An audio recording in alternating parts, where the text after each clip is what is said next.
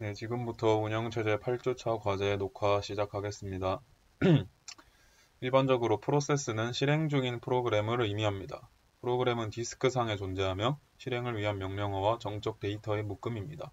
이 명령어와 데이터 묶음을 읽고 실행하여 프로그램의 생명을 불어넣는 것이 운영체제입니다. 즉, 하나의 프로세스는 CPU가 수행하는 작업 단위입니다.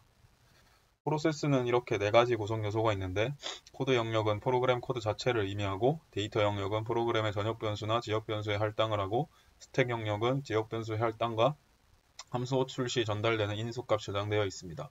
그리고 힙 영역은 동적 할당을 수행합니다. 그리고 프로세스 라이프 사이클은 생성 스테이트에서 프로세스가 생성되었지만 아직 승인을 받지 못한 상태이고, 레디 스테이트에서 중앙 처리 장치가 사용 가능하게 될 때 그것을 할당받을 수 있는 상태입니다.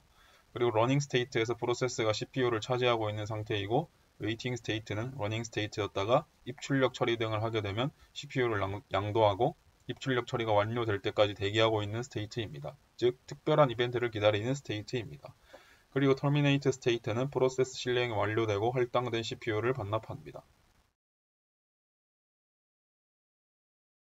그리고 이렇게 PCB가 있는데, 이것은 프로세스 컨트롤 블락을 의미합니다.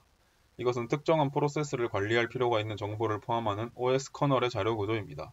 즉, PCB는 운영체제가 프로세스를 표현한 것이라 할 수 있고, 각 프로세스가 생성될 때마다 고유의 PCB가 생성되고, 프로세스가 완료되면 PCB는 제거됩니다. 그리고 프로세스 생성과 소멸에는 시스템 콜이 이용이 되는데, 프로세스 생성은 부모 프로세스가 연산을 통해 자식 프로세스를 트리 구조로 생성하는 것을 의미합니다. 각 프로세스를 각각 식별하고 관리하기 위해 고유의 PID를 가지게 되고, 자식 프로세스 생성 후 부모 프로세스는 자식 프로세스가 끝날 때까지 기다리거나 자식 프로세스와 함께 동작합니다. 후자의 경우에는 멀티 프로세싱 환경이 필요합니다. 그리고 프로세스 생성 시스템 콜로는 리눅스 환경에서 fork 함수가 있고, exec 함수는 리눅스 환경에서 프로세스를 새로운 프로그램을 실행하는 프로세스로 대체하는 시스템 콜 함수입니다. 그리고 프로세스 소멸은 exit 함수를 이용하여 종료시킵니다. 그림처럼 프로세스는 완전히 독립된 실행 객체입니다. 서로 독립되어 있다는 것은 다른 프로세스의 영향을 받지 않는 장점이 있지만, 독립되어 있는 만큼 별도의 설비가 없이는 서로 간의 통신이 어렵다는 문제가 있습니다.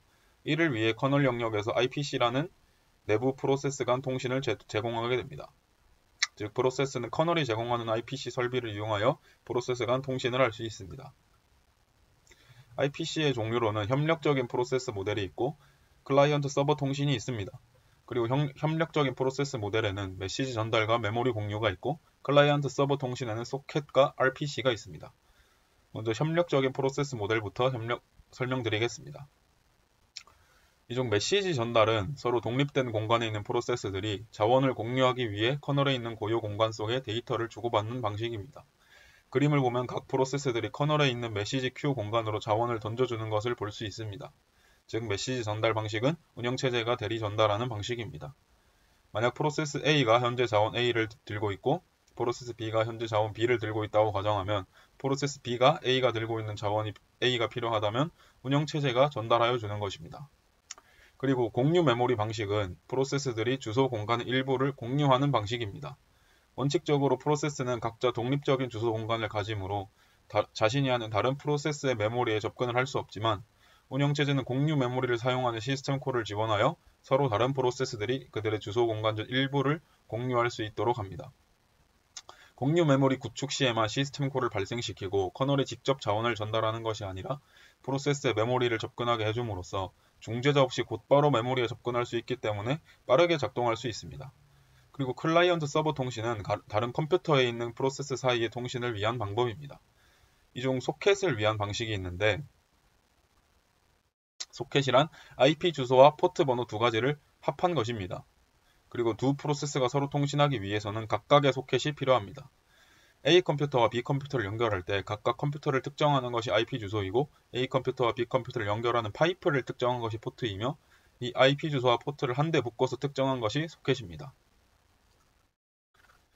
그리고 RPC는 Remote Procedure Calls의 약자인데, 연결된 컴퓨터에 있는 프로세스 간의 원격 호출을 추상화한 것입니다. 원격 프로세스 간 통신을 쉽게 구현할 수 있어서 분산 처리 환경에서 주로 사용되고 클라이언트 서버의 프로시저를 호출하는 기능을 제공합니다. RPC와 IPC를 구분하자면 RPC는 원격으로 호출하는 절차라고 생각할 수 있습니다. 즉, TV를 끌 때 직접 손으로 끄는지 아니면 리모컨으로 전원 버튼을 누르는지 차이 정도라고 할 수 있습니다. 그리고 이제는 스레드에 대해서 설명하도록 하겠습니다. 운영체제에서 스레드란 프로세스 내부에서 실행되는 작은 작업 단위를 의미합니다. 스레드는 프로세스의 실행 흐름을 구성하는 단위로 하나의 프로세스에는 여러 개의 스레드가 포함될 수 있습니다. 스레드의 특징 첫 번째로는 프로세스 내부에 존재하기 때문에 프로세스 데이터 영역에 접근이 가능하다는 것입니다. 그리고 IPC 없이 스레드끼리 서로의 데이터에 접근할 수 있고 그것을 장점으로 생각할 수 있습니다. 그리고 두 번째로 스레드도 일종의 작업 단위이기 때문에 프로세스처럼 작업을 병렬로 처리해서 속도를 높일 수 있습니다. 그리고 세 번째로는 스레드는 일종의 함수로 구현되는데 그렇게 데이터를 다루고 데이터를 관리하기 위해 스택 메모리 영역을 가집니다. 이 스택 공간은 프로세스의 스택 메모리 영역과 별개이며 스레드의 메모리 영역을 스레드 스택이라고 합니다. 그리고 멀티 스레드라는 것이 있는데 이것은 하나의 프로그램을 여러 개의 스레드로 구성하여 작업을 처리하도록 하는 것입니다. 실제로는 한 개의 코어가 한 가지 작업만을 수행할 수 있기 때문에 동시에 처리되는 작업의 개수는 CPU 코어의 개수와 일치하고 작업 시간 동안 여러 작업을 번갈아 가며 수행함으로써 동시에 여러 작업이 수행되는 것처럼 보이게 하는 것입니다. 프로세스당 생성 가능한 스레드는 제한되어 있지 않지만 스레드가 작업을 수행하는 데 개별적인 메모리 공간을 필요로 하기 때문에 제한이 있다고 볼 수 있습니다.